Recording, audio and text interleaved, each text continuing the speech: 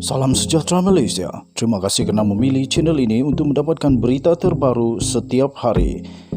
Sebelum kita mulakan, sila pertimbangkan untuk tekan butang subscribe, like dan share. Sila juga tinggalkan komen untuk penambahbaikan pada video-video yang akan datang. Setiap komen anda amatlah dihargai. Berita seterusnya hari ini. Salam sejahtera Malaysia. Berita seterusnya yang mengejutkan dipetik daripada inforakyat.net bertajuk Panas. Sumber dedah DSP dan ASP rupanya adalah tali barut geng Niki.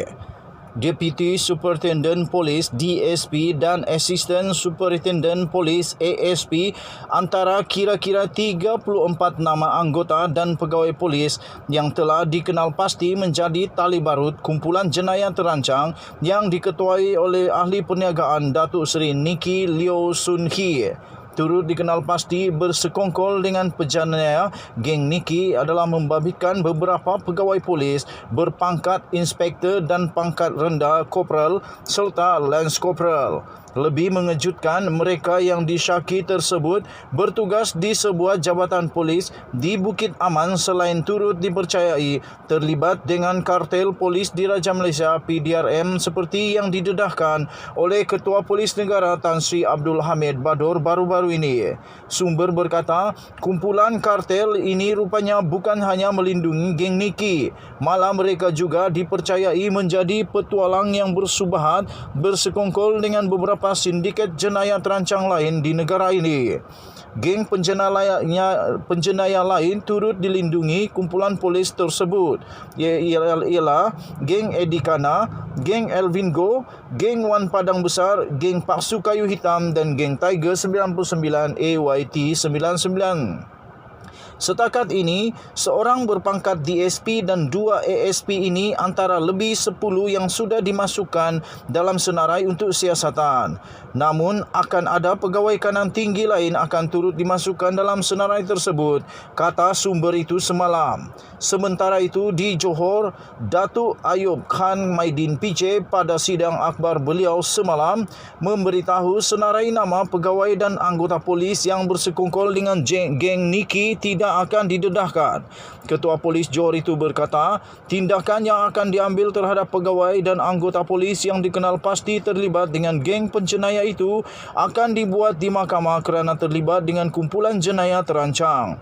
Ayub Khan tidak menolak kemungkinan terdapat ramai lagi pegawai dan anggota yang bersekongkol dengan geng Niki ditahan selepas ini. Katanya dalam kenyataan itu, tunggu dan lihat. Yang pasti akan lebih ramai terbabit dengan geng Niki. Bukan setakat 34 pegawai dan anggota polis sahaja. Kes ini semakin berkembang, katanya dalam kenyataan itu. Tambahnya lagi, saya juga tidak akan mendedahkan senarai nama berkenaan. Kita akan ambil tindakan di bawah jenayah terancang, katanya. Menurut beliau, keutamaan mengenakan tindakan tata tertib ke atas tali barut ini adalah pilihan terakhir. Katanya, saya tidak akan serah senarai nama pada Jabatan Integriti dan Pematuhan Standard JIPS untuk ambil tindakan. Kita masih kemas kini kertas siasatan. InsyaAllah bila sudah lengkap nanti, kita akan buat tangkapan, katanya dalam kenyataan itu. Sebelum ini, utusan Malaysia melaporkan JIPS Bukit Aman memaklumkan masih menunggu senarai nama dan anggota polis yang didakwa bersekongkol dengan geng Niki. Pengarahnya Datuk Zamri Yahya berkata pihaknya memerlukan senarai nama itu daripada Polis Johor sebelum mengambil tindakan susulan termasuk merakam keterangan dan mengambil tindakan jika didapati menyalahi tata kelakuan serta disiplin.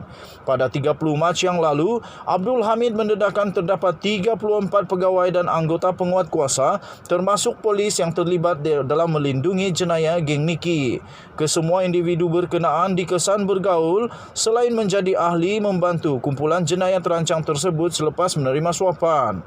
Dalam pada itu, akhbar melaporkan kebocoran maklumat mengenai operasi Pelikan 3.0 yang dilaksanakan oleh polis kontijen Johor dalam serbuan di Setia Walk di Puchong menyebabkan Niki berjaya melarikan diri. Dalam 70 serbuan Pelikan 3.0 di Lembah Kelang dari 20 hingga 28 Mac lalu, 118 individu diperiksa dan 68 ditahan, manakala wang tunai RM770,000 dirampas lepas. Berita penuh sila layari www.utusan.com.my. Kita berjumpa lagi. Selamat pagi Malaysia. Bye-bye.